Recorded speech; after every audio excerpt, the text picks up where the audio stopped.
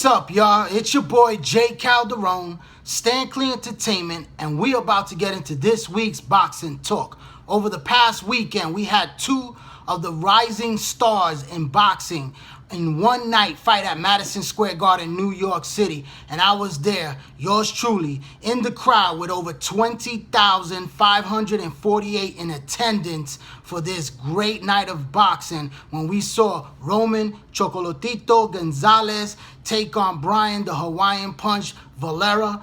It was an outstanding show performance by Chocolatito. I mean, this guy right here showed why he is pound for pound the very best fighter in the world today. I mean, it started out with a very fast pace by Viloria. Viloria came out and he was basically showing his quick hands and landing some very hard-hitting body shots. I mean, I could hear those shots hit the flesh with those gloves, and it was some hard shots that he was landing. But you know, Gonzalez started out very slow for the first two rounds, and then by the third round, he started to pick up the pace and let his hands go, and he caught Viloria with a good shot and put him down. And this guy had a lot of heart. He was very game. This is perhaps one of the three best flyweights at 112 pounds, and definitely the hardest puncher at 112 pounds, the Hawaiian Punch. And he was very game in this fight. He came to fight. He didn't back down. I mean, he came forward most of the fight, and he was just letting his hands go. But this kid, Chocolatito, he's special. Like I told everybody before, this guy basically waited to see what Viloria had, and he took his best punches and he came right back at him, and he started to let those hands go from the third round on, and he was just like a machine, just throwing beautiful combinations with hooks to the body, beautiful uppercut up the middle, the right hand cross, and also those left hooks. I mean, those punches were being put together with precision. I mean, absolute great, crisp, sharp punches that were just landing at will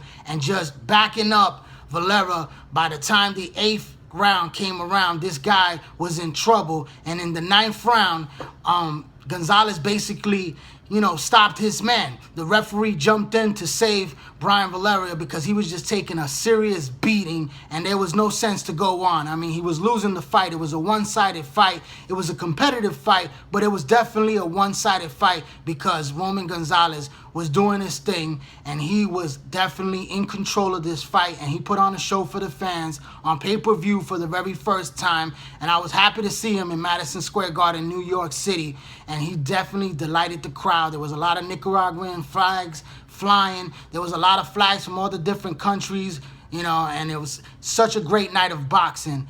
And, what's to say what's going to happen with this young man right here? He's only 28 years old. He's undefeated, 44-0 with 38 knockouts. He's considered #1 pound for pound best fighter in the world. He is the flyweight WBC champion at 112 pounds. And the only big fight out there for him at 112 pounds is against the second best fighter that he's already beaten, but it was at a lower weight class at 108 pounds, and that is Juan Francisco Estrada. He is the unified WBA and WBO flyweight champion, and that is a big fight right there at 112 pounds for these guys to meet, hopefully in 2016. It was a great fight. If you didn't see the first fight, go on YouTube, check it out. It was an excellent fight. It went 12 rounds, and Gonzalez won a good decision. It was a close decision, but it was a good decision.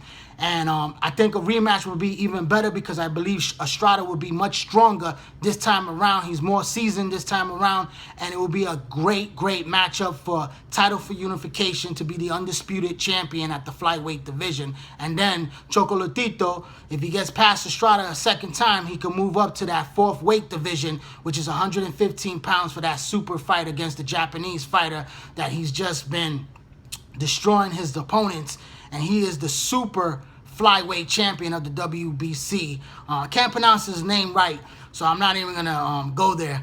But he's definitely an undefeated fighter that's a world champion in 2 weight divisions, and he's the champion now at super flyweight 115, and that's a fight that Roman Gonzalez needs to go up to and capture that 4th division world title and just add to his legacy, because this guy is a great fighter, and those are 2 big fights that I hope happens in 2016. So look forward to seeing Chocolatito put on much great performances for the crowd.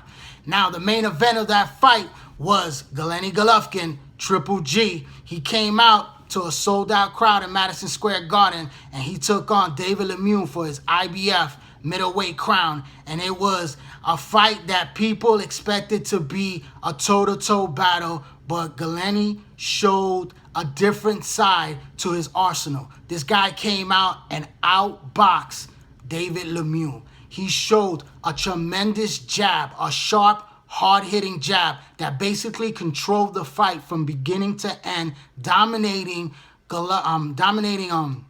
David Lemieux with that jab. And like I said in my previous video, that the body work will be a factor in this fight, and it sure was. I mean, Golovkin landed some good body shots and hurt David Lemieux to put him down. And I know a lot of people are upset that Golovkin hit him while he was down on one knee after he dropped him, and it was a definite foul. 100%, I agree with everyone. It was a dirty shot, but I don't think he did it intentionally. It was the heat of the battle, and he caught him while he was down on the ground. It was a dirty shot, yes.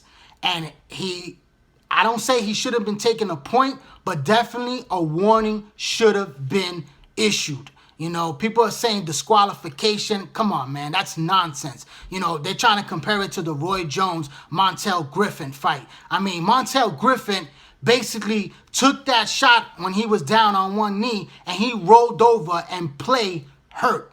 You know, he basically took the cheap way out for a victory over Roy Jones. David Lemieux could have did the same thing. He could have got hit with that shot. He could have rolled down, just like Robbie Garcia, the trainer, said in one of his videos that David Lemieux could have took that victory if he would have played hurt.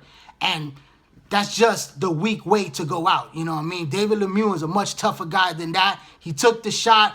You know, Golovkin should have got a warning for it. You know, if it happened over and over again, definitely points and definitely a disqualification. But it was a one-time thing. You guys are getting really crazy with it because you guys have so much hate for this man. You want him to lose by any way possible. And it's just ridiculous.